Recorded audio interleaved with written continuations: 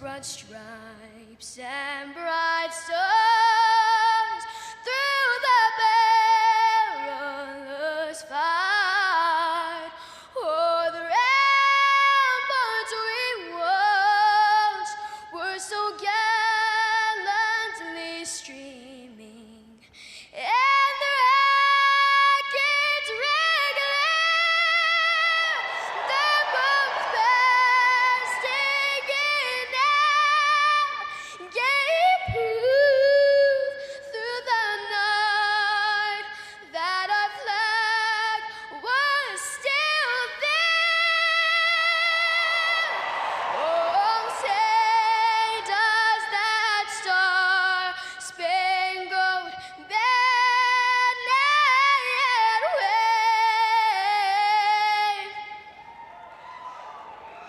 o'er the land of the free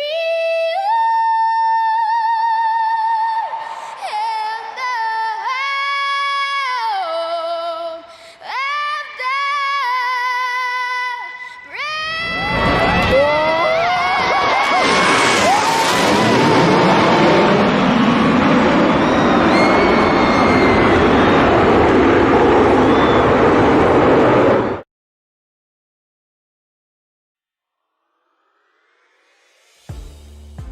Welcome in here, ladies and gentlemen, on the Turn 3 Racing Network. It is the Salt Flat IROC series right here from the Kentucky Speedway. Qualifying is currently underway, but let's get this pre-race show started. Tonight it is the Iron Rockets Motorcycle Club. This is the second race of the season for the Iron Rockets Motorcycle Club, so our hats are off to them for stepping up here to this season with the Salt Flat IROC series. To bring you all the action here from the Kentucky Speedway up here tonight in the booth, it's going to be myself, Mr. Muth, up in the booth, and alongside me, back for night number 2, it is Greg O'Berry. Greg, great to have you here. A lot of familiar faces from last night to do battle here in the famous IROC series.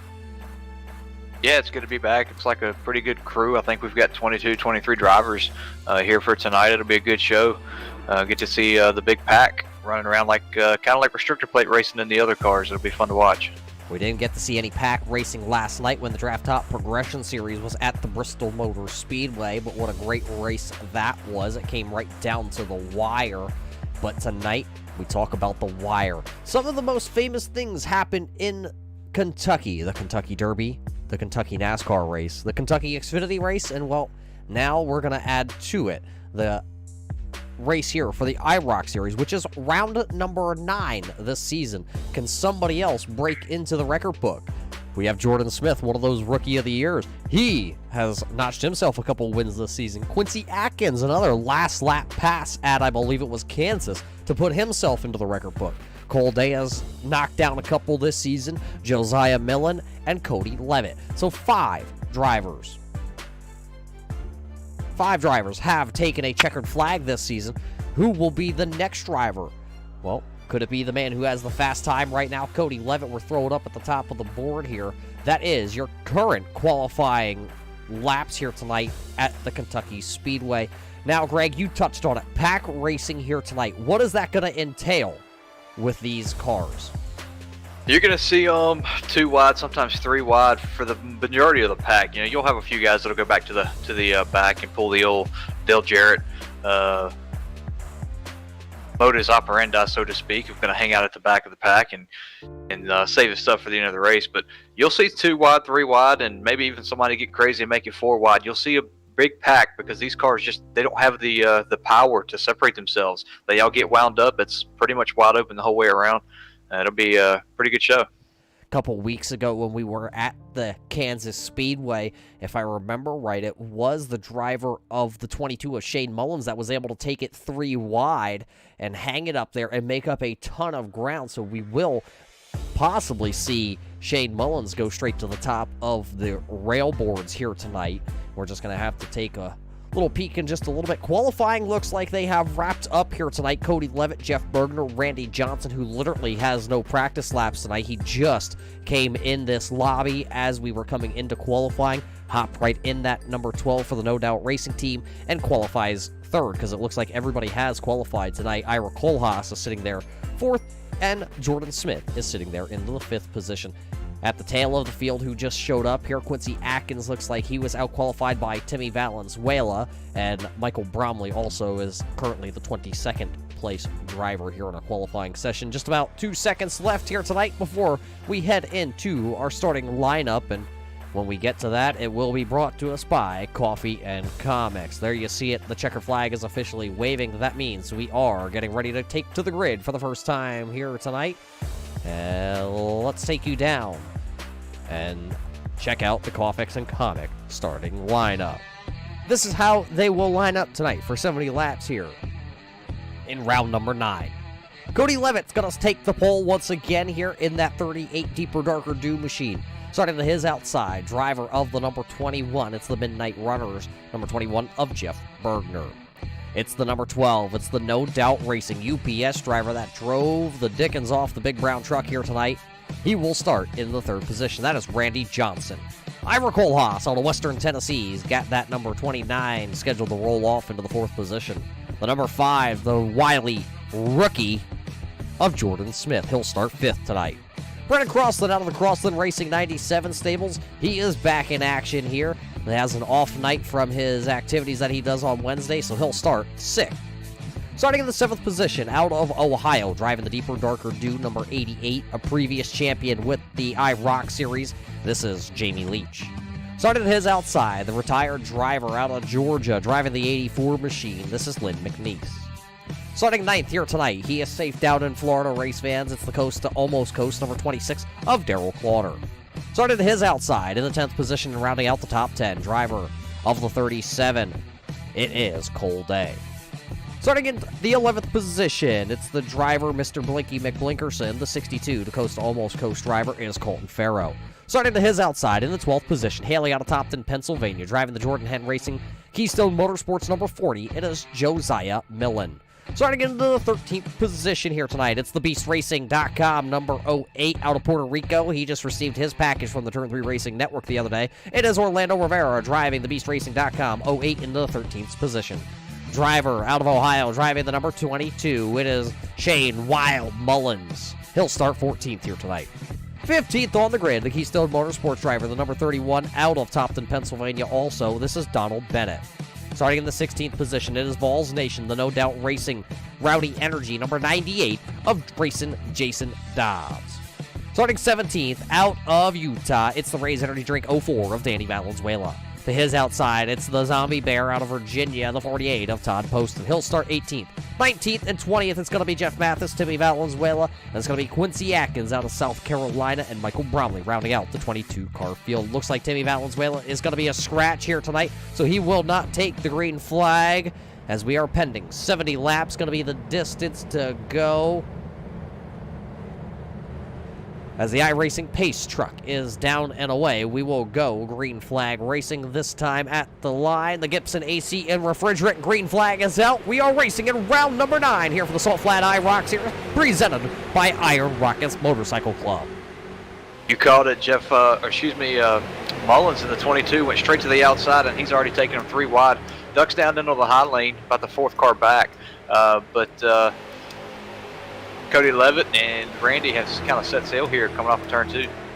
Both those drivers are still kind of side by side. Here comes the number 5 of Jordan Smith. He'll pull the back bumper of that 88 machine. You do notice that they are 2 different color shades of purple. They are not teammates. They are kind of affiliated teammates, as they are used to running with each other, along with that 88 of Jamie Leach. First lap going to be in the books here tonight for the Iron Rockets Motorcycle Club. It is Cody Levitt taking the pole and leading lap number 1. Something that's a bit of a new change for me with the Salt Flat IROC series is typically we've always had a no 3 wide for the first laps of the race, and on each subsequent restart a 1 lap no 3 wide racing. That is no longer the case. These guys can run 3 wide as soon as they want to, but don't be the guy that takes it 3 wide and causes a crash. They've got a guy in race control looking out just for that kind of thing. Looking to the inside, here comes the number 5 of Jordan Smith. Will he be able to lead the first lap tonight here, or the second lap? And it looks like he will be credited with the second lap led tonight. Smith missing a race and now falling to that 3rd position in the point standings. Points tonight were Cole Day Cody Levitt, then Jordan Smith, then Josiah Miller, and Quincy Atkins rounding out the top 5 in the point standing. So these drivers, as we wind down into the season, are going to be looking to have themselves some good points finishing nights, like Jeff Bergner down there. That's the 38 of Levitt going straight top side there. He's going to be forced 3 wide here as here comes Colton Farrow. Now it settles back down to 2 wide because Darrell Clauter takes it out of that 3 wide situation, and he falls back into the 7th spot. Jeff Bergner, though, is all over the back end here of Randy Johnson. They are 3 wide a little bit farther back into the field. That's Lynn McNeese to the middle. I think that is the 29 of Ira Kohlhaas that just went around the outside. Now Donald Bennett trying to get around the McNeese machine. As down to the inside is still the 97 of Braddock Rossland. Now they are able to fizzle out that 3 wide situation, and they go back to running just 2 wide back here, posting down to the inside on Bennett. Got a pretty good race up here for the lead as well. Randy Johnson's right on the bumper of Jordan Smith. Gives him a little bit of a nudge through the middle of 3 and 4. And he's got Jeff Bergner and, Leach right there behind him as well. At the line, though, it will be Jordan Smith. Here comes Randy, the man, the big unit Johnson. He will peek to the outside. He's got Jamie Leach sucked up to the back of that number 12 machine. That is the 21 of Jeff Bergner down to the inside. He's being pushed by Colton Farrow. They are trying to run down that front pack. Look at that huge block. Randy Johnson trying to go to the inside. Here comes Jeff Bergner. He's going to throw it to the bottom. They were 3 wide entering turn number 3, but they elected to not go into the third turn 3 wide. They got me tongue-tied and twisted because Jeff Bergner had to hit the hooks real quick at the line. Who will lead this lap? Randy Johnson going to get credited with a lap led here tonight. I think Randy Johnson is showing he is not here to do any giving. He is all about take there. You know, the Jordan Smith was throwing a pretty hard block down there, and Randy had none of it. He left the nose in there, sent him up the track, and putting on a heck of a show for us here in the opening laps. Down the back straightaway, they still come 2 by 2 for the front 6 positions. Colton Farrow, that's that teal car down to the inside. Right behind him, though, there comes the 29 of Big Country Kohlhaas. He is into the 7th position. Orlando Rivera is right there also hot to trot. Crossland. Then they're 3 wide. Colt Dayback here is looking to the inside of Todd Poston right now. He'll get to the inside. Darrell Clauter, remember, we were just talking about him. Inside the top 5, he has now fallen back. He is running about the 12th position now, fallen back outside the top 10. Timmy Valenzuela looks like he's having some network connection issues, I believe, with that 05 machine. So he is down on pit road going several laps down trying to figure out what is wrong, or maybe it's possibly an Oculus issue. He did not complete a full entire lap here tonight at the Kentucky Speedway. Albert Kohlhaas was running 6 coming into turn 3 there, and now here he is 3 wide running for 4th. He is, man, looking to make some ground up here on the front straightaway. Yeah, he goes to the inside. Through the middle is the 62 of Colton Farrow. To the outside is the 88 of Jamie Leach. Cody Levitt back into the mix as he's running that call it the high groove right now, possibly the middle groove for that driver of the 38 out of Las Vegas. He's just hanging back there after having the pole tonight, leading his lap. He is now fallen back there. There you see him shut down to the middle of that track there, right in front of the 08 of Orlando Rivera. They are still side by side though for this. I mean, you talk about one moment they're side by side, then they decide they're going to single file out, and then they fan back out on the straightaway. Look at them all come back across the line. All the little Skittles will come across here. Finish lap number 8 as, once again, it is Randy the Man Johnson leading tonight. Yeah, trying to keep tabs on all these drivers and all these cars in the different positions is about like herding cats tonight. You're going to see these guys constantly shuffling the running order and changing it up. Looking back here off the drafttop.com onboard camera, see Jeff Bergner give a huge shove to the back of Randy Johnson going down the back straightaway into turn number 3. That's actually going to push Randy Johnson up off the bottom. Here comes Jordan Smith. They are looking to split him out of turn number 4. They will split for the race lead. Drag race to the start-finish line. Jeff Bergner going to lead one here tonight.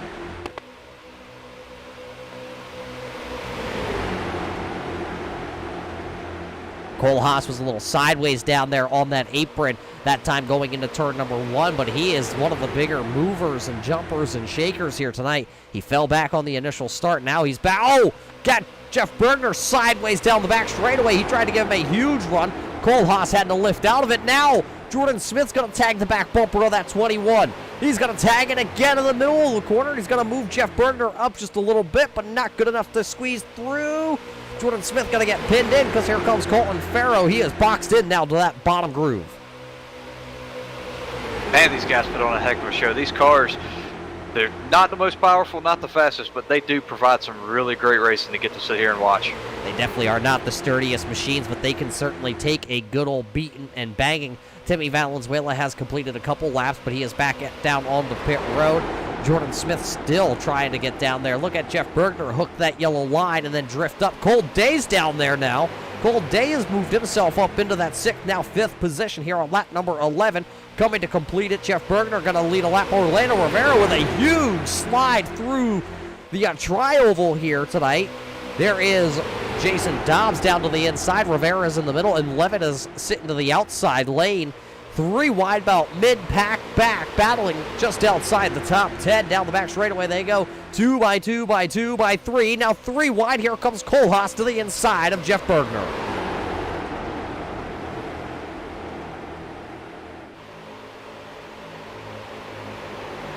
It'll be 3 wide off of turn number 4. Cole Haas to the inside. Bergner in the middle. Smith going to run the way outside lane. Cole Haas will lead his first lap tonight. So how many times have we had the lead swap itself back and forth here tonight between all these drivers? That is our 7th lead change of the evening here in the first 13 laps of this event. These drivers just hand it off like a hot potato all night long. And we're only 12 laps officially in, working lap 13 out of the 70 scheduled, and we're just about halfway to the green flag pit stops. Yeah, should be looking to see him somewhere between lap 26 and 28 coming in for fuel. Not sure what the tire situation is going to look like, but watching how hard these guys are laying over on that right front, I can't help but think that right sides are really going to be begging for some new tires here before too long. Yeah, that's something we didn't get a report of before the race as Randy Johnson goes top shelf. Dobbs down to the bottom. Colton Farrow going to be stuck as the peanut butter and jelly sandwich squisher. Right there in the middle with that number 62. Jamie Leach is still hanging out just behind them. There is Crosland. He has been quiet so far tonight. The driver out of Tennessee, the 97. He spent last summer as an intern at the Indianapolis Motor Speedway. Now, I believe, or he was working at the AAA baseball stadium down there, I believe, in Nashville. Now, tonight, though, because of all the pandemic things going on, he is here racing with the Salt Flat IROC Series. He's one of those drivers that, unfortunately, because of his schedule, only get to run part-time tonight, though we are glad to see him here. We are glad to see him having himself a pretty solid run as Cole Haas is swatting bees at the front. Yeah, he's got everybody hard charging after him. Got a little bit of contact with him in the 21 and Jeff Bergner a lap ago. Just a couple guys, got a little tight there. But I'm kind of impressed, or not necessarily impressed. I'm surprised that Cole Day hasn't made a move on Cole Haas yet. I've been watching him. He's looking low going into 3 every lap, but hasn't decided to pull the trigger and see what he can't make work yet. Cole Day is one of those drivers where he'll make you think that he's going to do it, but it doesn't necessarily mean he's actually going to do it.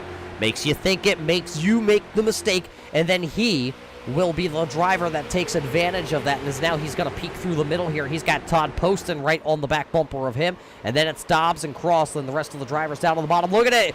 Cole Day's going to go way down yonder below that yellow line. There is no out-of-bounds line here tonight at the Kentucky Speedway. Go as low as you can, but you got to be safe while doing it. Contact at the front. Cole Haas Day going to slide down. He's going to go right down to the apron. He has to hit the hooks. See if he can drive out of this one. He's going to hook the bottom, and we will stay clean. We will stay green. Cole Day now, though, will have to work his way from the back of the field back up front.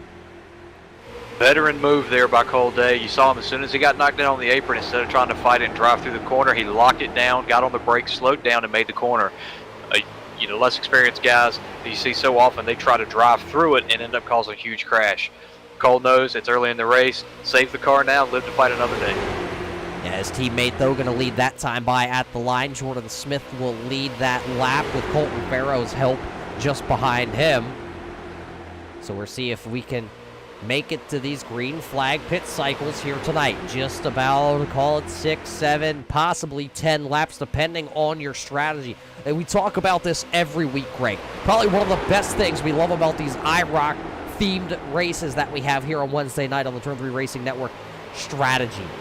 You can come down, you can put 4 tires and a full tank of fuel. You can take 2 tires, full tank of fuel. Some drivers might only take fuel depending on when they come down. you, as well as a lot of our viewers that tune in on a weekly basis, know that these cars take forever and a day to fill up on pit road. Yeah, they do. I think, and that's, that kind of is what makes it fun, though, especially towards the end. This early in the race, I'm stopping, 4 tires, fill it up with fuel, let's keep going. That last pit stop is where you're going to see the most strategy different calls are going to come into play. Some guy might say, hey, I can make it on 3.5 gallons worth of fuel, so he's not going to want to sit there and take all the extra gas or the tires. That's where you'll start to see that decisions come into play. At the line that time, though, Jordan Smith going to once again continue to lead and dominate this race. Kohlhaas, though, not willing to give it up. These guys have started to calm down. There you see making his first appearance inside the top 10. That orange car, 4th on the outside. That's the driver of the number 40. That is Josiah Millen. He is trying to work his way through the field. He has a win earlier in the season. He did miss a race a couple weeks ago. I believe it was the Watkins Glen race, which put him into that 4th position. He did have a slice of that championship hunt for a good while in the early stages of the season. Tonight, though, comes in 117 points behind Cole Day, but he still has a chance that he could take the 3rd position tonight if something were to happen to the man that's out front leading in Jordan Smith. We will have to continue to watch because we are not quite to that halfway marker tonight, as we are still under the Gibson AC refrigerant green flag run here tonight to open up this race. It is 21 laps going to be this in the books this time by, as Ira Kohlhaas still dances side by side with your race leader of Jordan Smith. Tell you what, if Jordan Smith's able to keep Colton Farrer behind him on his back bumper like he does here, he's going to be hard to beat. Colton is pushing him like something crazy down this front straightaway. One driver on pit road, though. I do notice that Quincy Atkins is down on pit road. Something may have happened to the driver of that 75.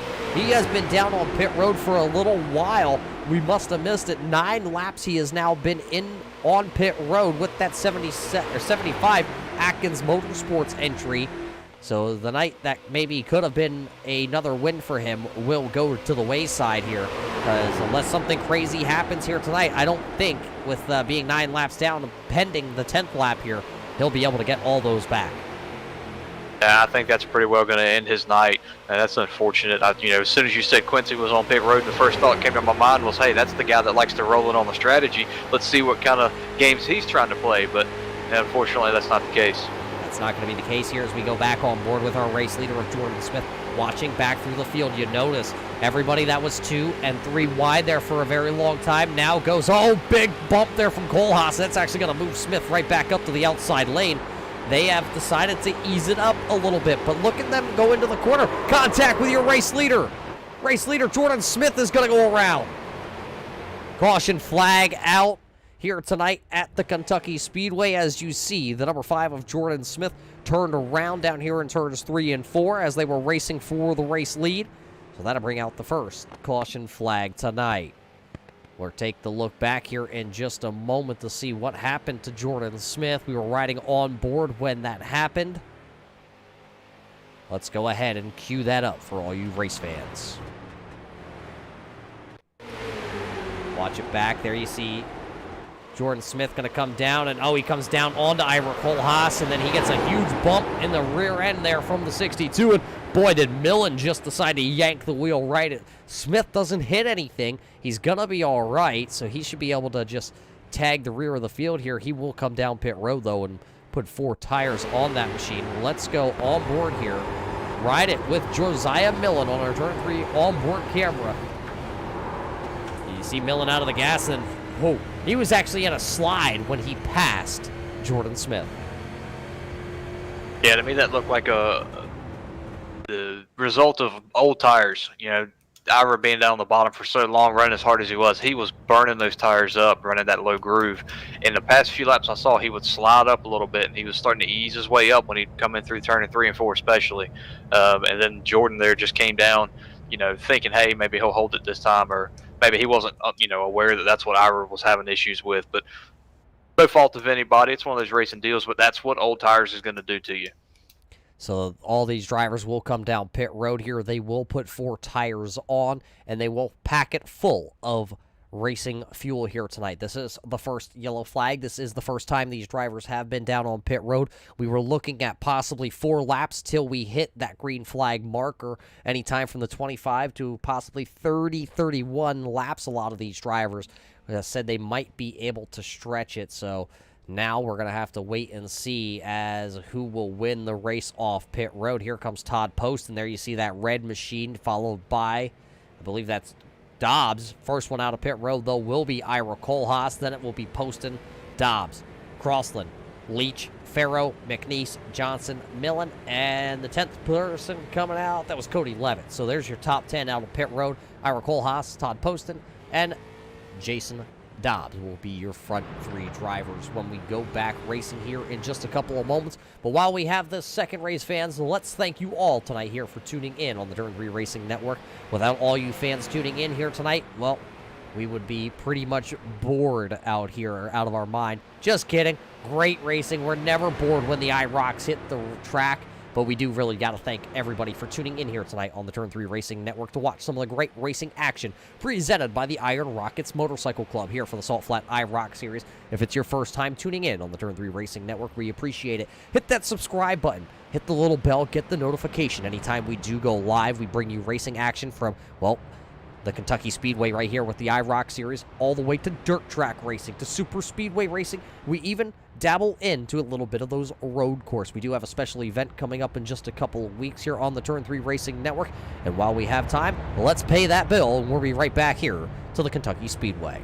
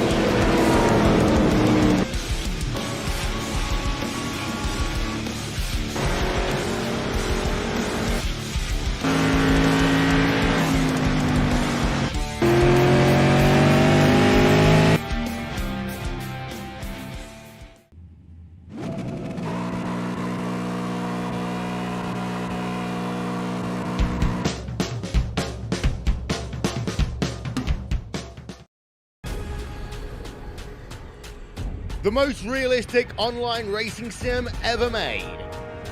This is iRacing. Detailed laser scan tracks, fully dynamic real world cars, and over 50 series to choose from. 6 online world championships offering over $400,000 in annual prizes. This is the original esport racing game. This is iRacing.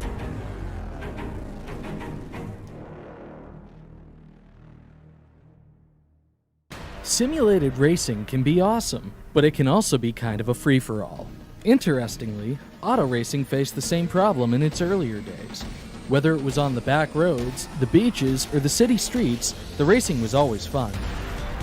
But there was always a certain level of chaos or danger until some folks came along and put some order to all of this. Stuff like official racetracks, regulations about weight and equipment, and enforcement of standards.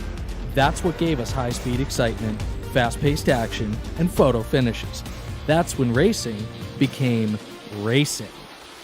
The guys over at iRacing.com have made the same transformation in the world of sim racing. See, iRacing analyzes the performance and results of each driver in every race, so you can be sure you're always placed in races where the competition will be tight and that those reckless drivers who ruin it for us all will be kept in the pits. Not to mention that with members in over 130 countries already in their vast community, you can find races day and night, so you can always get in the action.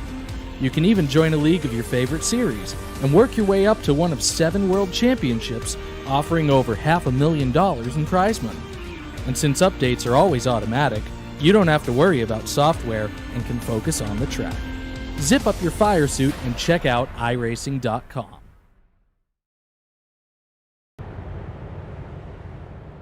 Welcome back here to the Kentucky Speedway race, fans. It is not the Kentucky Derby you are watching, even though these thoroughbreds here tonight are really galloping around this 1.5-mile Speedway tonight with the Super Speedway Racing brought to us by the IROC Series. Tonight's race, though, is brought to us by our friends over at the Iron Rockets Motorcycle Club. Check them out over on Facebook.com. But we are coming back into the Gibson AC and Refrigerant green flag zone. When the green flag waves, we will find out what Ira Kohlhaas and Todd Poston will do when they get to turn 1. Greg, we listened into that 48 spotter just under the caution flag. Both of them were trying to figure out how the heck they got into that second position.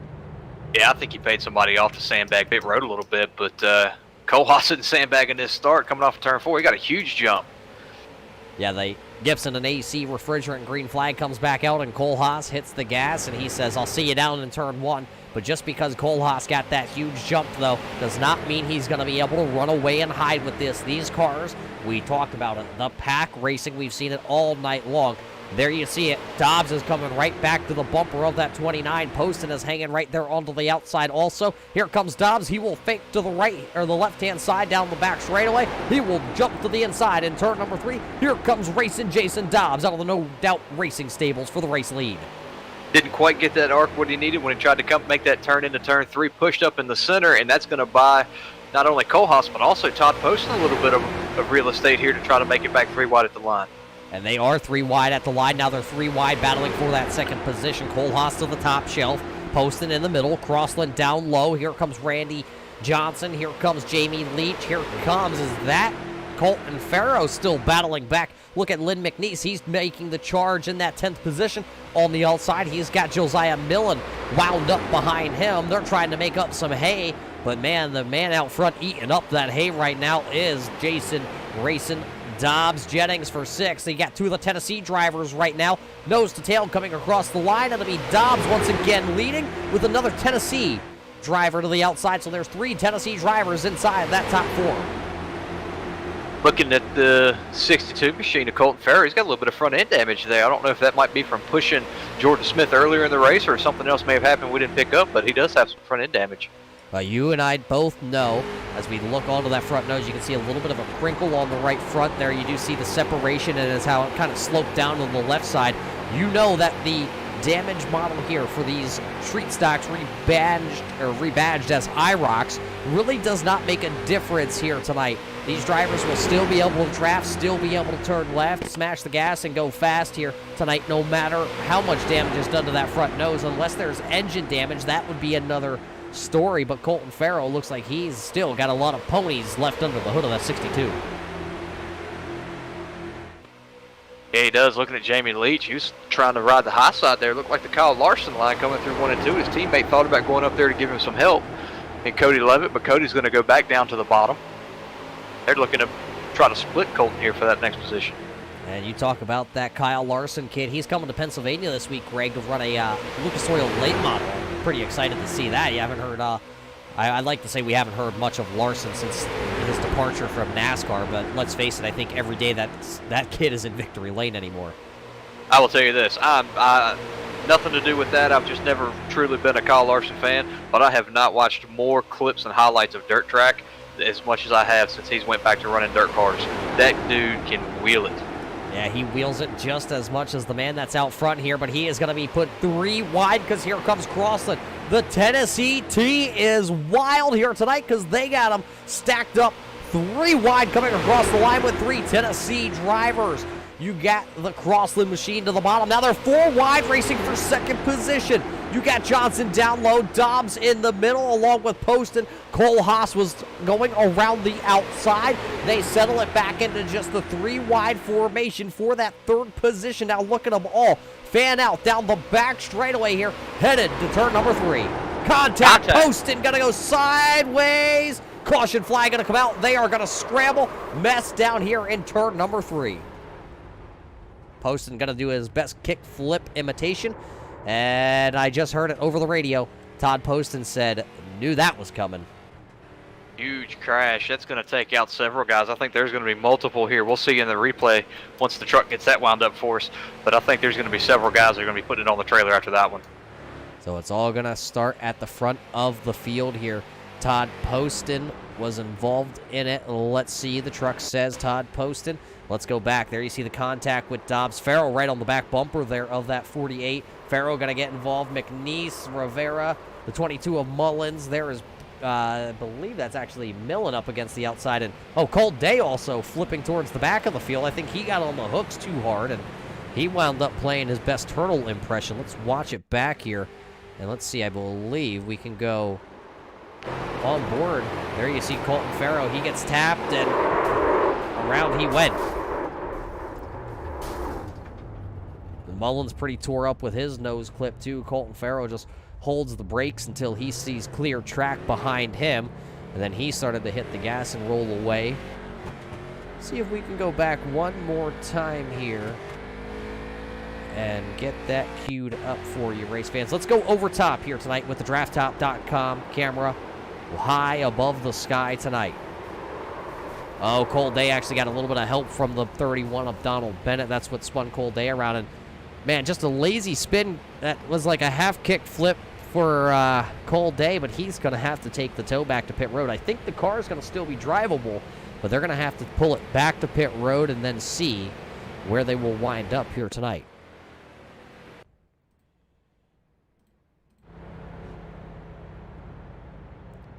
Talked about that split decision strategy for a lot of these drivers, and it looks like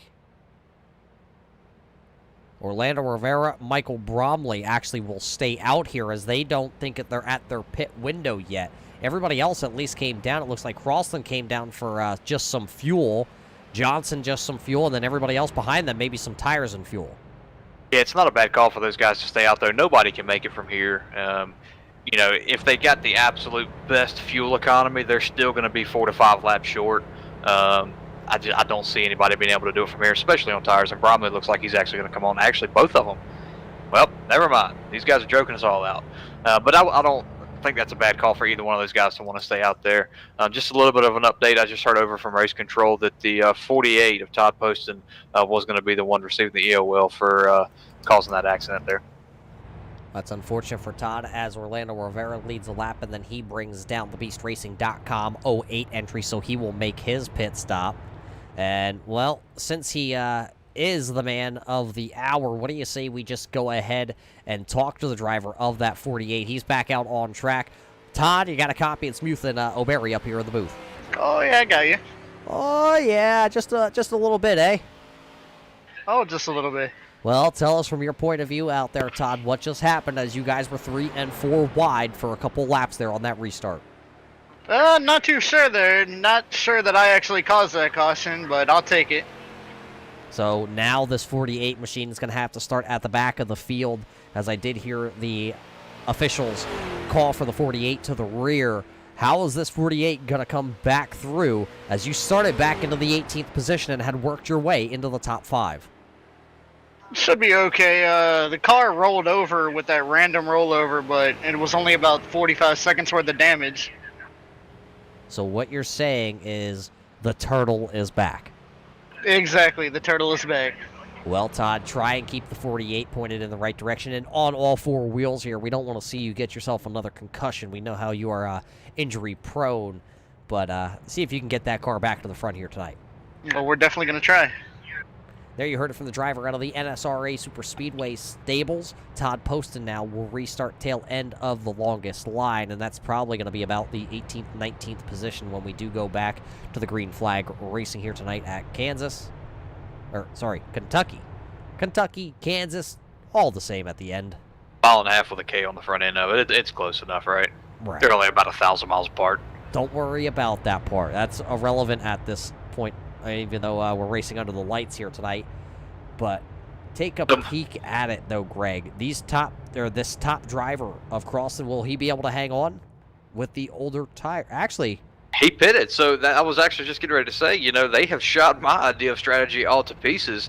It looked like Orlando and Bromley were both staying out just to get that point for leading a lap. They got their 1 point, and then they call on in. Me being those guys, I've been farther back in traffic. Stay up in the front of this hornet's nest, you know. Let's run it. See what happens. You're only, 4 or 5 laps or so different on fuel. I'd go for it. Roll the dice. It's early. Man, I'm glad you were on top of that call because I was all sorts of confused. I looked over here at our timing sheet, and I'm like, wait a minute. What I'm about to say isn't going to make any sense. So it's a good thing at least one of us up here in the booth tonight is at least paying attention. Well, you need to brush up on your pen, paper, calculator, because next week you're on your own there, my friend. Oh, come on. We got this. They're making right-hand turns next week, right? Wait, what? Maybe I will come back. We only run one road course this season, but look at everybody. They are all coming down pit road. Cole Haas will stay out here, but everybody else is going to take advantage of this and come right down pit road. This is a strategy play tonight as we are halfway home, over halfway in this one. I don't think you're right on the cusp of making it here if you pit. You're still going to be 1 to 2 short. If this thing stays green, it's probably going to be a little bit more than that because these cars are absolutely terrible on fuel economy. Especially if you get a guy like Haas on that first run that's going to be up there as the front car or side by side with somebody else for a long period of time. You're going to burn so much more fuel. I don't think they can make it from here. I think you're still a handful of laps short. So the race off pit road is the 12 of Randy Johnson, then Crossland, then Levitt, Griffith, McNeese. Mathis is running back here into that 8th position with that yellow 57 entry. He is the one of 2 entries out of that, call it mustard yellow maybe? I'm not quite sure what we want to call that color. But the 57 is running into the 11th position. He is up 8 spots, but we will get ready as the iRacing Pace Truck lights are out. We will go back dancing into turn number 1 here tonight with Ira Kohlhaas and Daryl. Is that Daryl? Daryl is up there, but here's the kicker. Top posted in the 48 is lined up to restart 5th, and they're coming to the green. Did he just pull the wool over the race control eyes with the with everybody coming into top off there, and he stayed out? Well, I think even though he was assessed the EOL as we go back into the Gibson AC refrigerant green flag zone, with everybody pitting there, it threw them behind him, and that would be because they all came down pit road. That was their choice. Otherwise, it would have lined posted up at the rear of the field. So he's going to get away with 1 here, I believe, because that's on the iRacing officials, and there is nothing they can do about that at that point. So Poston will get away with 1, sneak it under the rug, pull the wool over the eyes there, but Cole Haas will lead us down the back straightaway. And he has got that 29 hooked up. He got a great start, but something I've noticed here, because this restart with so many guys coming to pit there and top off, you only had the first 2 rows were double file. Everybody else was single file, so we don't have that big pack right here. They're not catching Ira Kohlhaas quite as fast. Yeah, but don't worry. There's Daryl Clauder and Colton Farrow running nose to tail as we look off the DraftTop.com onboard camera, looking back at everybody. There is Randy Johnson making a slide on Todd Poston. This pack will start to form back up. It's not a matter of if, it's just a matter of when it will start. As down the back straightaway, you see everybody single file. Daryl Clauder getting a huge push by Randy Johnson down into the corner. And Daryl Clauder trying to really hook the bottom, but I believe Johnson's going to be able to turn right underneath him through the center. Here it goes. Here comes the 12 of Randy Johnson. He's driving that UPS machine as fast as he can wheel it. Brandon Carlson at 97, he is coming hard. He's passed a couple guys already since we went back green, and I believe he's the 4th car there in line on the bottom. He is definitely putting a charge back towards the front.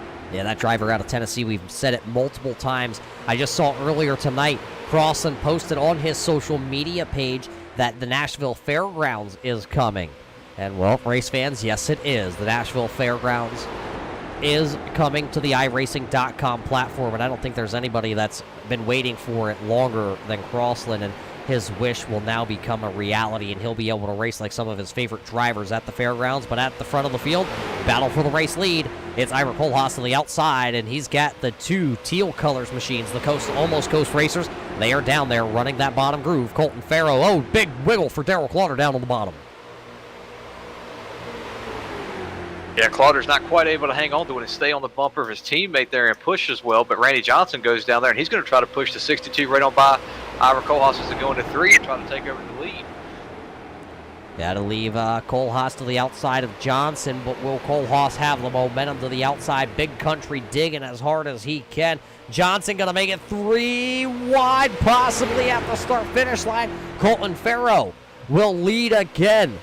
The Nevada driver leading. It's not a Subaru, it's not a Toyota for Colton Farrow, but he is hanging on to it. One of them on the apron there. That was the 97 of Crossland. He was down on the bottom. I think he got a big shot from his friend that lives down the road of Racing Jason. They will now hold on to their cars and run back to the single file formation, running 6th and 7th on the grid. Shane Mullins, who has a ton of damage. Remember, we just talked about him in that last wreck. He is battling inside the top 10 as he is 3 wide with Cody Levitt to the outside and Lynn McNeese down on the bottom here.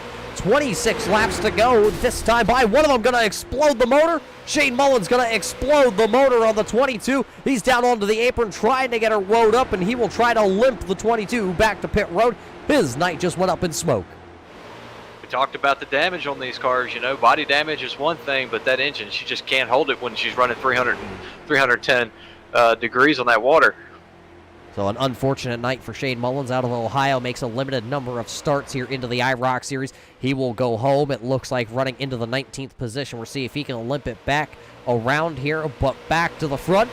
It's 2 wide at the front of the field, and it's going to be Colton Farrow leading another one. It's Farrow, Kohlhaas, Johnson, your top 3, and I believe Michael Bromley's hitting pit road here in the number 7 machine with just 25 laps to go.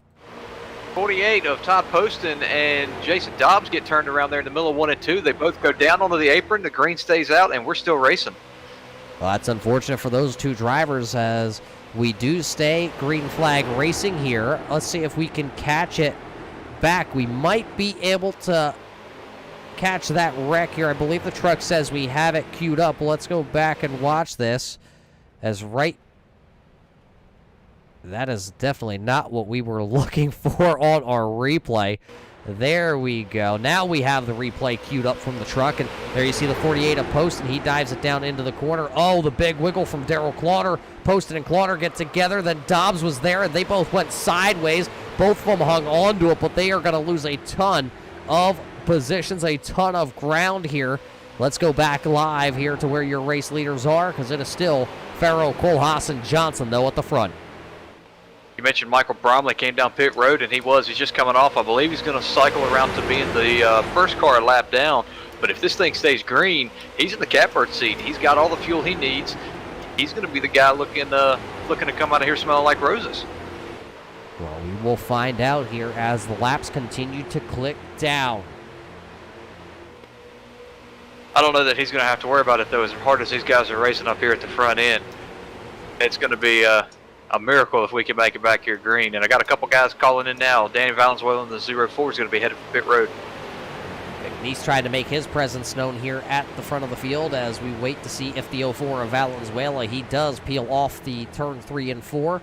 As Valenzuela going to go sideways. He's going to hang on to it coming onto pit road, but a moment there for Danny Valenzuela. He almost took out the entry cone to pit road. So with 22 laps to go, he'll make his final pit stop of the night. We'll see if anybody else is going to try and stretch it or who else is going to come down to pit road. At the front, Randy Johnson looking to take the peak to the inside, but he throws it back into line. They go 2 by 1 for the top 5 positions here. Just hanging out behind this group, though, there is Cody Levitt, the Las Vegas kid. He's got gold stripes on his car. That means he won last week when we brought you that race event live. Cody Levitt was able to squeak by the win at Richmond. Or actually, it was North Wilkesboro. Right, there was a schedule change last minute, but Cody Levitt now having himself a win on the IROC season. We'll see if he can come back up here and be a repeat winner this season.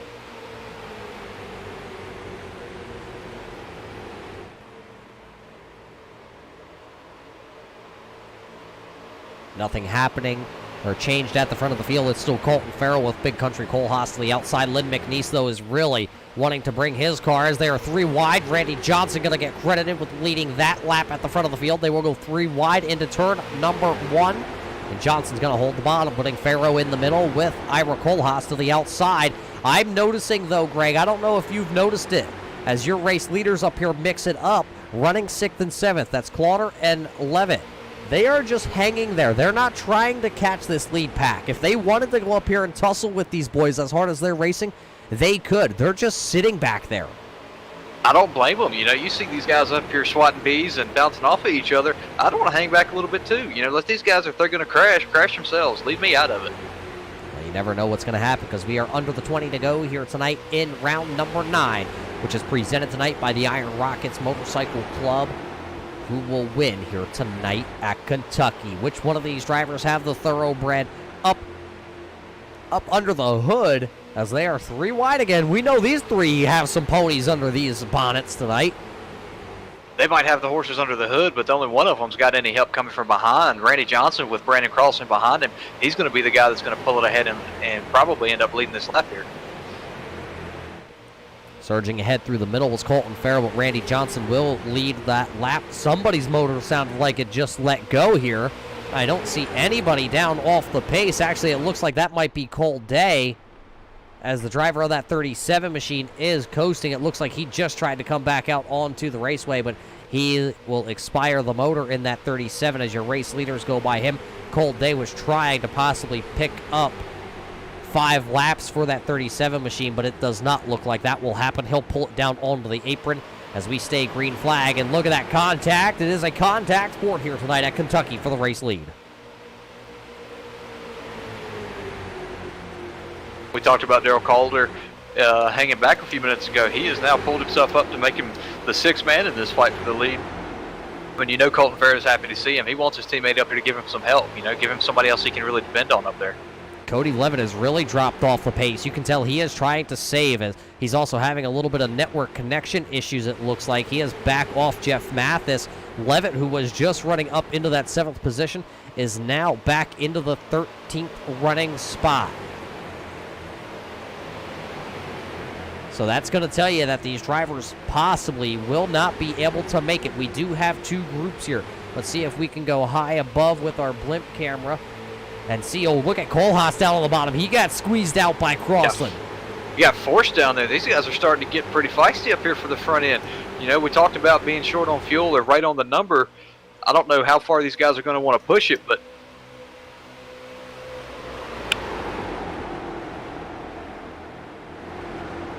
so it'll be 15 laps this time by at the line with Johnson and Farrow side by side, McNeese and Crossland side by side. Then it's Country sitting back there, and Darrell Clauder just hanging out towards the back.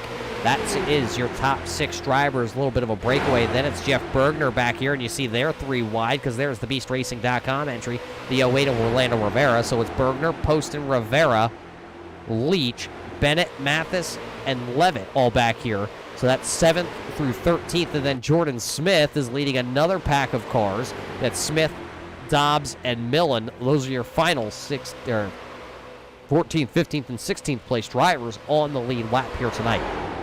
just to confirm, got message now from the 37 pit that the motor did expire from that damage. It wasn't quite able to hold on. Unfortunate for Cole Day, who came in tonight as the points championship leader. He did have a 56-point lead over Cody Levitt.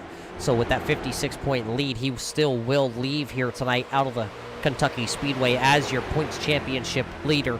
Unfortunately, though, if Levitt can hold on and have himself a good finish, he's right now running into that 13th position, so he'd have to pick up a couple spots here before the end of this one. But Levitt will definitely at least, I'm going to say, chop 20 points off that championship hunt that Cole Day has currently. And Jordan Smith is also right there running into the 14th position. So he's going to, kind of chip away at that. Millen also still out there. Remember, he was sitting 17 points out of that championship hunt coming into the night. It's not going to be the night that Millen wants to finish it out as. But all in all, if you're still running at the end of this one, I'm going to say you have a chance to be the race winner tonight. Absolutely. I'm up here watching these front cars and seeing the different lines they're taking in. I'm starting to see the tires are giving up. You can see it there on Brandon Cross and how he's just yawing it through the center of the corner there. The tires are giving up on those guys on the bottom that have been down there for so long. Yellow flag is out onto the speedway. Not quite sure where it is. Orlando is off the pace a little bit in that 08 machine. So with 12 laps to go, take that magic marker you had, Greg, where you just wrote all your notes down. Put the cap back on the magic marker. Take the paper, throw it away. Trash. Yeah, just throw it away. Because this is our third caution flag here of the night. We will try and get that replay to you as soon as the truck says they got it queued here for us tonight. It does look like Orlando's involved in it, though. I'll give you one guess who else was in that crash. Bet you won't get it. Cody Levitt. Close. Not even. The turtle. The turtle, you say, eh? He didn't turn it over, but he did get collected in another one.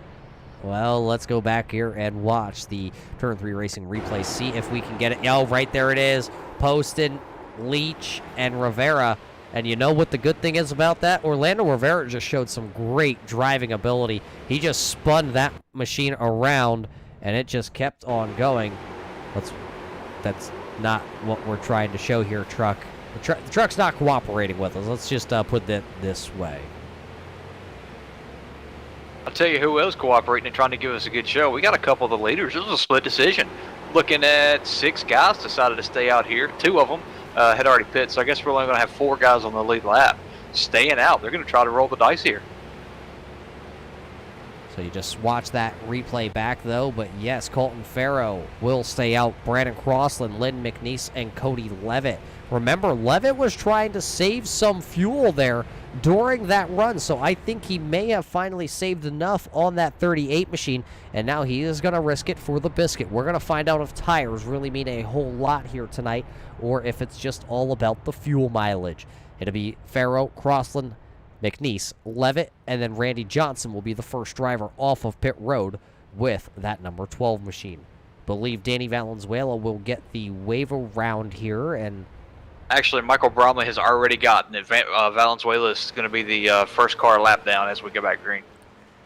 typical, not fast enough to get over the wall for Danny Valenzuela, so it'll be Michael Bromley, the draft top racing machine, getting that wave around. So he'll start in that 17th position when we go back racing with, looks like it'll probably be about 8 laps to go here tonight in that Iron Rockets Motorcycle Club 70-lap main event for round number 9 of the Salt Flat IROC Series. We're definitely going to see an exciting show to finish this one off. We talked about not knowing quite what the difference in tires was. We're going to see it here firsthand. You guys from 5th on back are going to have all, don't know what the strategy was. Somebody I'm sure took 2, some 4. But those top 4, they're on 15, 20 lap tires. And they were running them pretty hard too. So. Well, while we're here under our 3rd caution flag of the night, race fans, we're going to step away, catch our breath, wet the old whistle, and we'll be back here to finish off the 9th round of the Salt Flat IROC Series tonight, presented by Iron Rockets Motorcycle Club.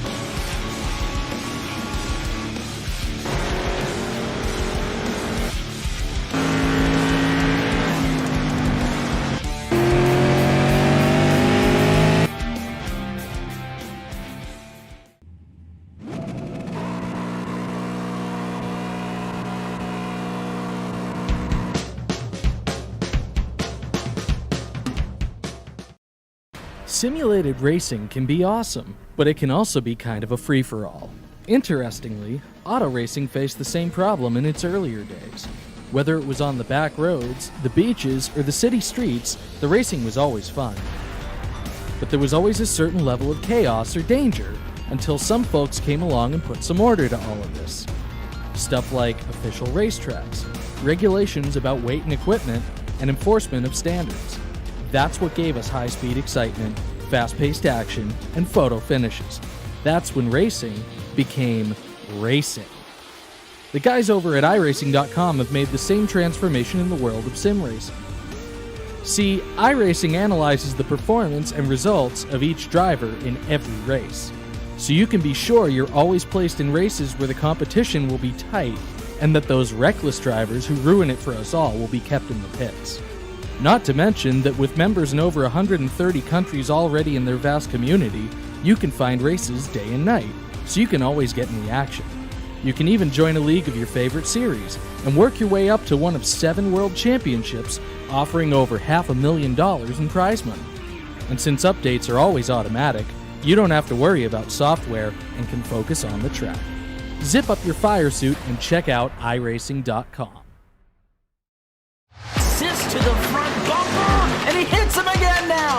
Rayon Fowler into the outside wall. He's going to pass nearly 3 cars down that front straightaway, and and he's going to get them all done with. What amazing. Lead to the inside goes Logan Cloudman is going to touch in.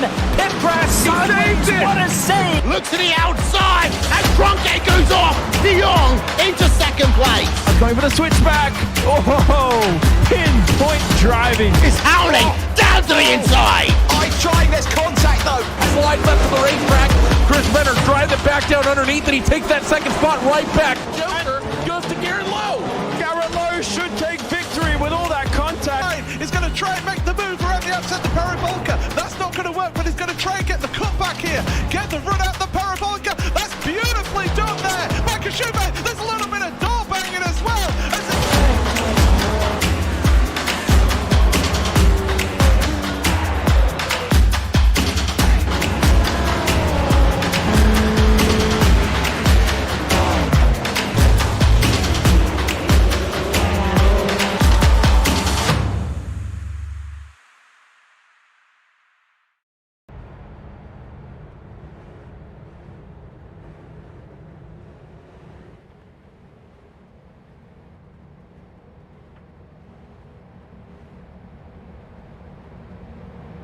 Let's try this again, race fans. Welcome back here to the Kentucky Speedway for round number 9 of the IROC series, presented by Iron Rockets Motorcycle Club. We are coming into the Gibson AC and Refrigerant green flag zone, and the green flag is back out into the air. It'll be 7 laps to go here with Colton Farrow, Brandon Crossland, Lynn McNeese, Cody Levitt, your top 4 drivers who all stayed out under that caution flag. They will try to risk it to get the biscuit here, but Jeff Bergner and Randy Johnson are hot to trot on the back of those bumpers. Colt Fair got a great run into turn 1. He's going to have 6-8 car links there. But the guy I'm watching right now is Cody Levitt in that purple 38 car. He is trying his best to get up there and give him a run, but he's stuck behind not lap traffic, but a little bit slower traffic there ahead of him. As Randy Johnson's going to look to the inside and try to make it 3 wide. Are you trying to say Lynn McNeese is a little slow because he's old? I'm just saying that his car's not as fast as the one that's behind him. Oh, well, that's because of the draft. Sure, we'll go with it. So Lynn McNeese does move up to the outside lane here as Cody Levitt got a huge run out of turn number 4.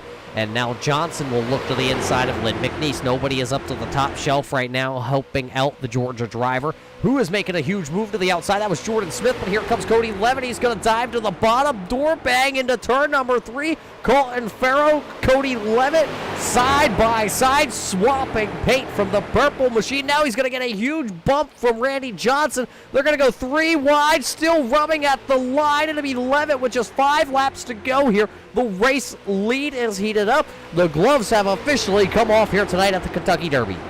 They realize there's still 5 laps to go. You know, I don't think they can keep this up as great as it is. And there it goes, another more caution contact.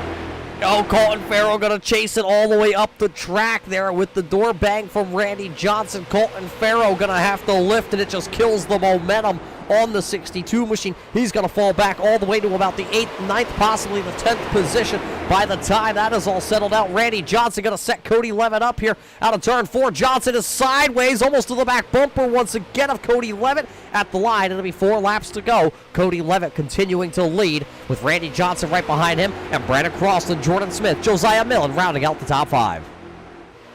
Randy tried to put on too aggressive of a move there to cross him over, coming to the line, and got himself a little out of shape and wasn't able to close the deal. But I'm telling you, these tires have not played as big a role as I thought they would. As here comes the 12 to the inside of Levitt. Levitt is going to push through the center of the corner. Lynn McNeese also making another charge. Crossed in the middle. Smith up top. He bobbles. Millen's going to go into the 3 wide with Colton Farrow in the middle. They're going to Millen's going to get turned. Caution flag will come out. Millen, Jamie Leach involved in this one. Donald Bennett involved. Michael Bromley. There you see Millen have to take the tow. Let's watch it back here right away. There you saw the 3 wide at the line. Colton Farrow was stuck in the middle there. Millen, then Leach, and now Bennett got involved there also. You saw Jamie Leach and Josiah Millen. They both do their best Tony Hawk impression here. And, well, Jamie's able to just balance it out and land it. Millen was not able to. Donald Bennett is able to roll away in that 31 machine, but there's heavy damage done to that. Let's see if we can go back here and possibly watch this once again. That's Donald Bennett. Let's see where Bennett comes involved in this. So right there, Millen bounces off the wall, hits Leach, and Bennett goes screaming into pit road. And he hit the opening right at the end of pit road, and that's some heavy contact for the 31 of Donald Bennett. So his night, I believe, of possibly contending for a win will be over, along with Jamie Leach and Josiah Millen. 3 drivers running for the same position there, Greg, and they all just ran out of real estate. Well, you said it just a few minutes ago. The gloves have come off. That Colton Farah, had a little bit of an issue at the front end and got pushed back a little. I think he was just fighting to get back up. Not to say that it was his fault or to give him the blame or anything unfairly. Without me personally, haven't seen a great angle of it. But that's just, guys. Hey, look, it's the end of the race. It's time to go. You're the one with the fuel, the pit numbers on when they all came back in. When was the last time Cody Levitt was on pit road and got fuel?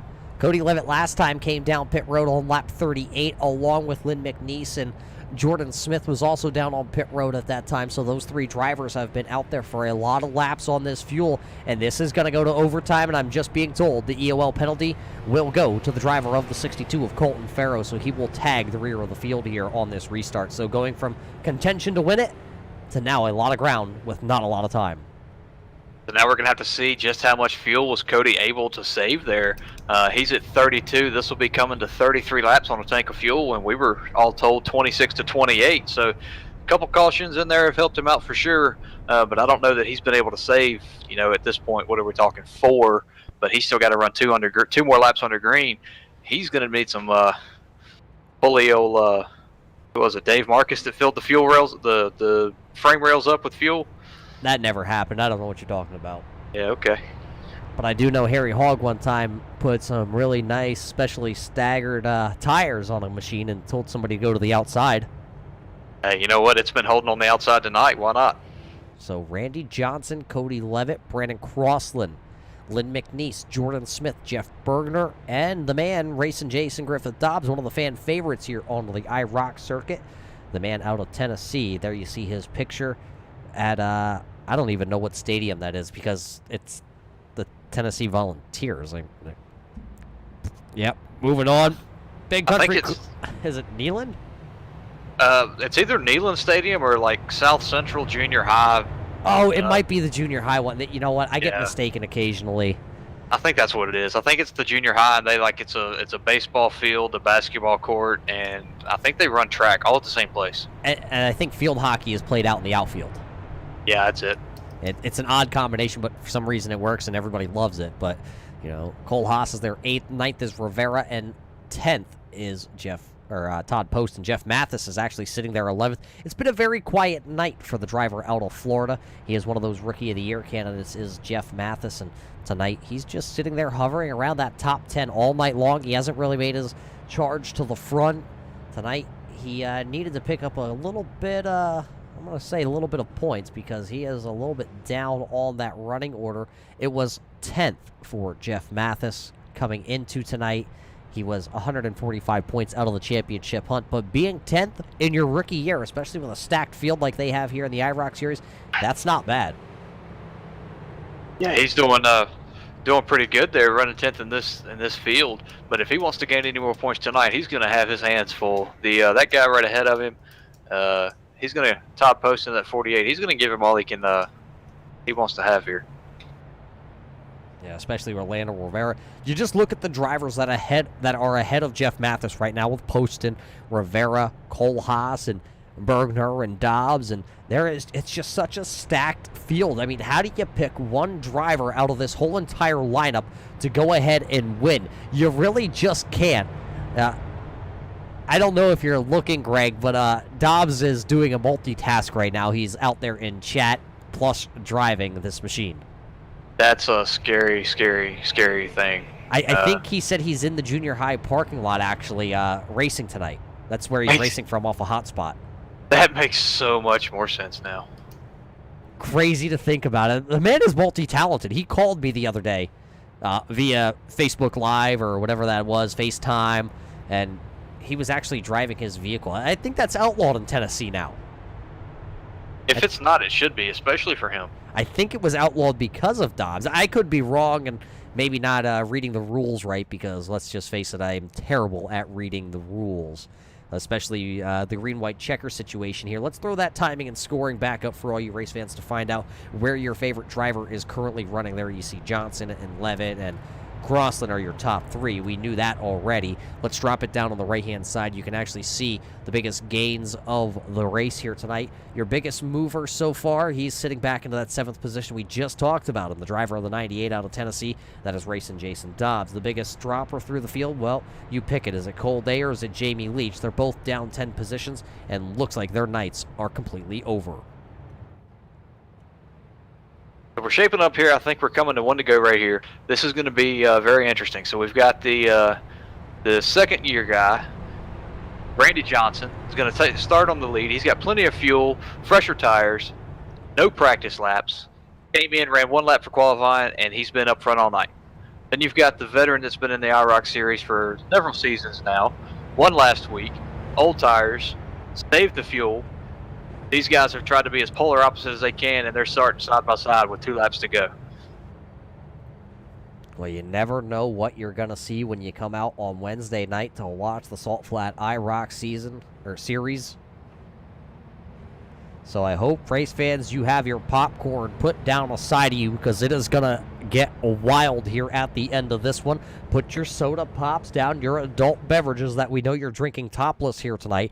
That is topless via the drafttop.com, the Draft Top bar tool, race fans. If you don't have yours, you need to go get yours. I drink my Raise Energy drink topless every day on my way to work. If you're a Raise Energy fan, head on over to Raise Energy or Rep Sports and type in on your checkout when you purchase that Apollo or Voodoo, which is the Turn 3's favorite drinks, and make sure you type in UTWRX, because you're going to need it to get amped up here tonight. Actually, you won't even need to, because we're going to come back here. It's going to be green-white checker attempt number 1 as the iRacing pace truck is down and away. Let's go overtime racing here in Kentucky. The Derby is back on. Cody Levitt didn't quite get a great restart there. I don't know if his car might have burped a little bit on the fuel, or he was just a little late onto the pedal, but Randy Johnson got a massive lead headed down into turn 1 here. He'll lead us into turn 1. The race is for second right now. Cody Levitt will get down in front of the 97 of Crossland, and then it will be McNeese. Oh, contact there. Jordan Smith was trying to peek the nose under McNeese. Smith is going to move the 84 up the raceway. Now Cody Levitt is going to go top shelf here, see if he can get himself a good arc. We will come to get the 1 lap to go here tonight. We will see. We first have to make it out of turn 4. Cody Levitt's going to push like the dump truck. He's going to possibly try to get to the outside here on the number 12 of Randy Johnson. The white flag will be in the air. The next flag will be our midnight performance checker flag. 1 lap to go here at Kentucky. Cody is giving it all he can just to get on the outside of Randy. Knows if he can get that outside spot, he's going to have a really good run coming to the checker flag. But he's got some heavy heat from that 97 car coming behind him. Yeah, Crossland is trying to go to the inside. Here comes Jordan Smith. He's going to try and swing to the outside with Cody Levitt. Levitt's going to take a huge arc and try and carry as much momentum as he can. Johnson's going to slide up off the inside lane. Crossland is out of fuel. Crossland runs out in turn number 3, coming to the checkered flag. It is going to be Randy Johnson winning the race here tonight for the Iron Rockets Motorcycle Club. Cody Levitt will finish second. Jordan Smith will finish into the 3rd position. What a night it was for him coming back. Look at the man who finishes 4th, though. Orlando Rivera finishes 4th. Ira Kohlhaas comes across the line in the 5th position. Racing Jason Dobbs from the junior high runs 6th tonight. Jeff Bergner finishes in 7th. Michael Bromley will come home in the 8th spot. 9th is Todd Poston, and Colton Farrow will come home running in the 10th position. I believe Dobbs just hip-checked Randy Johnson, and Johnson just went to the space station, and he's back again, but I believe his motor will expire here. So as these guys get ready for the post-race show brought to us tonight here by DraftTop.com after our midnight performance checkered flag has already flown, we will be back here to see what these top 3 drivers have to say after this crazy event here at Kentucky.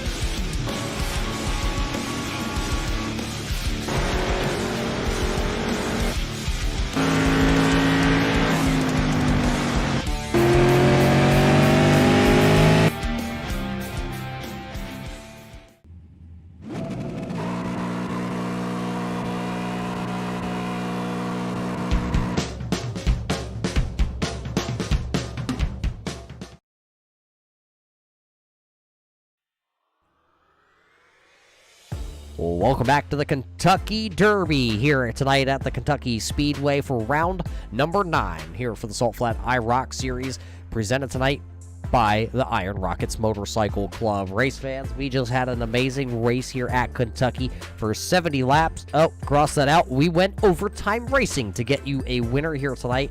And, well, we're going to make him wait because he's over there all jacked up on Mountain Dew. We're going to start tonight with our third place finisher. Jordan Smith, you come home third tonight. The question, though, that is on everybody's mind is, where the heck did you come from in those closing laps? Well, I missed last week, and so I had a lot of rust trying to get off, but I just stuck to the bottom really for the last restart and just hoped that it would work. It was really hard to get a good turn in and bite, and then 3 and 4 to really get it to turn, but it worked. I might have had a little scuffles to get there, but overall really happy with third place. Yeah, third place has got to feel good. You did miss the North Wilkesboro Speedway race, which was another good one that we had here just last Wednesday night for these drivers. You came into the night, though, running third in the championship hunt. You were 92 points behind your teammate, Cole Day. Cole not having a good night, so what that's going to mean for you is you're going to get a really good points night. You and Cody Levitt, who actually just finished ahead of you, you will close that gap. You are going to cut that gap from Cole Day to you just about in half tonight. And with the season starting to wind down, you got to think, do you have the momentum that you can catch Cole Day the rest of the way? Well, I mean, I'm not really too concerned with that. I really want Cole to. I know Cole's been a long time racer here, so I want him to get his points championship that he's really wanted. But I mean, I'm just happy to have had a good night. Like I was saying, I mean, I wanted to come here and run well, and that's what we did. Happy for Cody as well. But no, I'm really happy for Cole. I wish he could have had a better day today. But if he ends up winning the championship, great for him. Well, Jordan, tonight's a third place finish, though, so we know you got some sponsors and some shout-outs you want to give out here tonight before leaving the Kentucky Speedway, so we're handing you the mic. Who do you got tonight on the list? Well, as always, got to thank Cole, my teammate, and Cody and Jamie, my pseudo teammates. Got to thank you and Greg for putting on such a great show. Just really appreciate it. Thank you for having me out. Well, there you heard it from your third place finisher tonight, the driver of the number 5, the Integrate and Intimidate machine number 5 for Jordan Smith will come home, P number 3. Greg, I believe I see you over there. You're standing next to the driver out of Las Vegas. Yeah, I got Cody Levitt, tonight's runner-up. Finished second last night, again tonight, but 3/1000ths of a second, Cody. You were working that high line some kind of fierce there on that last 2 laps in the overtime. What else did you need to do just to edge Randy out there? Maybe Dorm. I wasn't going to do that. But I think if I would have just came down a little bit lower coming out of 4, maybe would have got him. But really good race. I'm okay with losing to him. You know, it was that close, so it's all good. Yeah, that was a great race. We saw you were up front early on in the race. You started on the pole, spent some time up at the front, and then kind of drifted back towards the back. Was that strategy as far as, hey, you know, I got my point for leading, let me try to get out of this hornet's nest, or did you have a little issue? What happened there for the middle part of the race for you? You know, it was just, you couldn't, when there was a bunch of cars below you and you're stuck on the outside, you just get freight trained. Until like the end of the race when I kind of learned how to run that line. But for the most part, it was just, I wish I could say it was strategy, but it was definitely not. I did not want to be back there.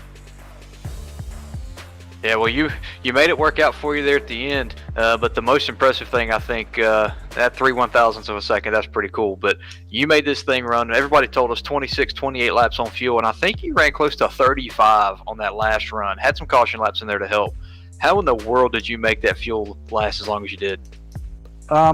So during that long green right before the last caution, I was clutching it going into 3, just saving during green. So somehow, I think if we would have gone green the entire way, I would have made it, but not sure. Well, I'm just going to sit over here and keep taking my notes and learn how you're doing this. I'm hoping to be back next week, so hopefully if it comes down to a fuel event, I'll be able to kind of follow after your lead there. But congratulations, good run on the second place again tonight, and we'll give you the mic, let you have it, and say who you got to thank here. I just want to thank everyone out there watching.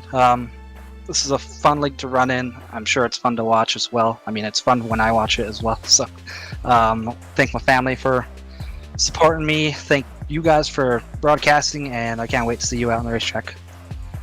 Looking forward to it. Congrats again, Roger. I believe you've got our winner tonight. Yeah, he's over here slamming some Mountain Dews, slamming some Busch beers. I don't know what else he's had in between. I think I saw a Four Loko go flying over at his teammate of Dobbsy over there. But Randy, first off, congratulations on winning here tonight at the Kentucky Speedway for the Kentucky Derby presented by Iron Rockets Motorcycle Club. Where did you come from? Because you were not here in practice. You showed up literally right as we're ready to qualify, and you're able to then win this race. How the heck did you even start this tonight? Hell yeah, Roger. I made it, I thought I actually missed qualifying when I logged in. I thought it was a 9:05. Little poor planning on my part, but had an opportunity to make it to the race tonight after a few weeks of really late nights at work. And glad I could join everybody and not be a nuisance. I didn't really get into anybody that I can recall aside from Colton. I was going to say, don't look at the replay that's showing right now, okay? As you say that. And other than that, it was a great race to the finish. I could have, feel like I could have blocked Cody a little better, but I put myself in a spot going into 3 and 4 in that last lap. I was sending it full send, as they say, and he got the momentum, and I let him get to my outside, and I was just praying that line was going to come sooner, or he was going to run out of gas, like unfortunately Brandon Crossland did. It was a heartbreaker to watch that. My mirror having him fade back. Yeah, so a really good race for you with not a lot of practice time in that 12 machine. I mean, you did great tonight, but let's look forward now. We already know you won. You battled with Cody Levitt and Crossland there at the end for this win, and you were able to come out on top of all three, or, well, out of the three of yous. Looking ahead here, if you're able to make it, we know you work a lot of hours over there with the big brown truck, but we're going to go from this 1.5-mile raceway. We're going to head to the northeast. We're going to head to a track that's not too far up the road from you there outside of New York. We're going to head to New Hampshire. Then we head to Iowa, Homestead, Dover, and Pocono to round out the season. Out of those tracks coming up here, where do you think you can park this No Doubt Racing number 12 back into Victory Lane at? Oh, don't tease me with those tracks. I really hope I can make all of them. But Dover always has a soft spot in my heart. Don't recall too much practice in these cars at Dover, but Iowa sounds more up my alley. I think if I were to pick those four to make one, I would probably pick Iowa. Well, guess what? That's 2 weeks' time at Iowa. You're going to have a lot of time to practice, so we hope to see you out there, Randy. But as we do for all of our winners here on the Turn 3 Racing Network, we always roll this big old red carpet out for you to make you feel like a king. We'll prop you up here, and we're going to hand you the microphone. Who do you got to thank tonight for parking this 12 machine into Victory Lane? Oh, always appreciate you, Roger. Always good to talk to you, and I missed you. I missed the whole league. But, got to thank Dobbs for putting up with me as a teammate, not being able to make all these races. But he understands what's been going on in the world and why it's so crazy. But, I got to thank him. Got to thank Brad, one of the OG racers that got me into racing and No Doubt Racing. He put up the title sponsorship of this, I believe. You said it was the Iron Rockets Motorcycle Club, right? That is correct, sir. This is so the I second made race him for that. proud. I couldn't make him proud on his first race. I don't even know if I've won this year, to be honest. It's been a long season, but I'll take it. I'll take a win anytime I can, and just appreciate this league and everybody for racing clean out there. And we had a good, great finish, 0.003 of a second. Definitely got to thank Cody on that one for not door slamming me like he suggested he might have. So there you heard it from your winner tonight. Randy Johnson is going to be able to win the big race here tonight at the Kentucky Speedway for the Kentucky Derby presented by Iron Rockets Motorcycle Club. You just heard it from your race winner here of Randy Johnson. came out of nowhere, was able to run door-to-door with Cody Levitt, but he was able to outlast the driver that was running out of fuel across the start-finish line. Greg, another great race here for these IROC drivers. They always put on a whale of a show. Next week, possibly, you're going to be able to get out there and race and compete with these drivers. So we got to say thank you for stepping up here into the booth for a couple of weeks that you have with everything going on as you prepared to get your sim rig back in action and ready to rip and roar with these guys. Well, are you ready, though, to go back racing? Yeah, I'm looking forward to it. You know, I didn't realize it was going to be New Hampshire next week for the IROC cars. So I'll probably hang out at the back and not ruin the season for some of these guys. I don't know that I want to be the guy that goes in and messes up something for points. But I'm looking forward to it. Ready to get back out there, have some fun with these guys, trade some paint, and it'll be a good time. Yeah, it's always a great time when the IROCs do get to the track here. Let's watch the final lap here as we talk about what is coming up here for the Salt Flat IROC Series. This is round number 9. It is officially in the books with Randy Johnson being able to win it. We are going to be headed now to the New Hampshire Motor Speedway, that magic mile up there in New Hampshire. Then we head to Iowa. Then we head to Homestead Miami Speedway for the first time ever in the IROC's history. Then we go to Dover, and we always wind down the season here with the Salt Flat IROC Series at the Pocono International Speedway. Those are the upcoming races here for the Salt Flat IROC Series. You are going to be able to catch all that racing action right here on the Turn 3 Racing Network, as always, the home for all things Salt Flat Racing. But race fans, we got to thank you all for tuning in here tonight. You all tuned in to watch a great race tonight presented by the Iron Rockets Motorcycle Club. And if you weren't here tonight, race fans, you need to make sure you go back and watch from the start, because this race entailed 3 wide, 4 wide, and a lot of swapping back and forth of the race lead. We do hope you all appreciated the race here tonight presented by these drivers. It was a great one, and we can't wait to see you back either Tuesday night with the Draft Top Progression Series or right here with the IROC Series. So for everybody behind the scenes here at the Turn 3 Racing Network, I'm Roger Muth. That's Greg O'Barry. We thank you all for tuning in, and we hope you enjoyed the race here tonight.